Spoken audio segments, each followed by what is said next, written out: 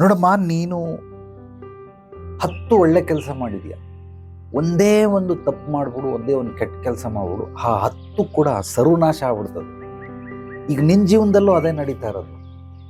ಏನು ನೀನು ಒಳ್ಳೆ ಕೆಲಸ ಮಾಡಿದ್ದೀನಿ ಇದನ್ನೇ ಹೇಳ್ತಾ ಇದ್ದೀವಿ. ಯಾಕೆ ಕೆಟ್ಟ ಕೆಲಸ ಮಾಡಿದೆ? ಈಗ ಕೆಟ್ಟ ಕೆಲಸ ಮಾಡಿದ್ಮೇಲೆ ಇದನ್ನ ಪರಿಹಾರ ಮಾಡ್ಕೊಳ್ಳೋದಕ್ಕೆ ನೋಡಬೇಕು, ಅಥವಾ ಇದನ್ನ ಸರಿಪಡಿಸ್ಕೊಳ್ಳೋದಕ್ಕೆ ನೋಡಬೇಕೆ ಹೊರತು ನಾನು ಒಳ್ಳೇದು ಮಾಡಿದ್ದೀನಿ ಆ ಥರ ಹೇಳೋದ್ರಿಂದ ಇದೇನಾದರೂ ಸರೋಗುತ್ತಾ?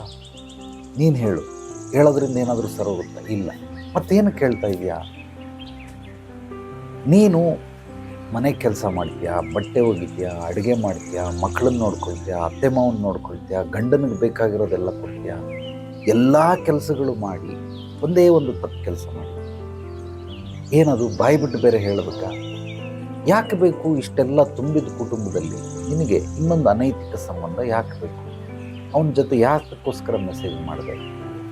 ಆ ಮೆಸೇಜ್ ಮಾಡಿರೋದನ್ನು ಈಗೇನು ಯಾರ ಹತ್ರ ಮೆಸೇಜ್ ಮಾಡ್ತೀರಾ, ಮಾತಾಡ್ತೀರಾ, ಚಾಟ್ ಮಾಡ್ತೀರಾ, ಎಲ್ಲವೂ ಕೂಡ ನೀವು ಡಿಲೀಟ್ ಮಾಡಿದ್ರು ಕೂಡ ನೋಡಬಹುದು.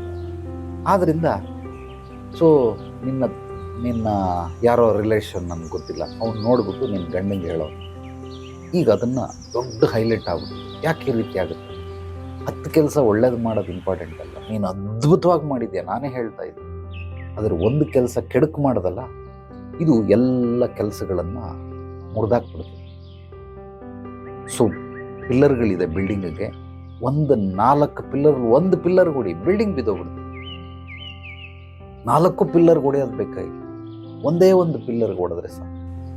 ಅದೇ ರೀತಿ ನೀನು ಅಷ್ಟೇ ತಪ್ಪು ಮಾಡಿರೋದನ್ನು ಒಪ್ಪಿಕೋ, ಇದನ್ನು ಸರಿ ಮಾಡ್ಕೋ.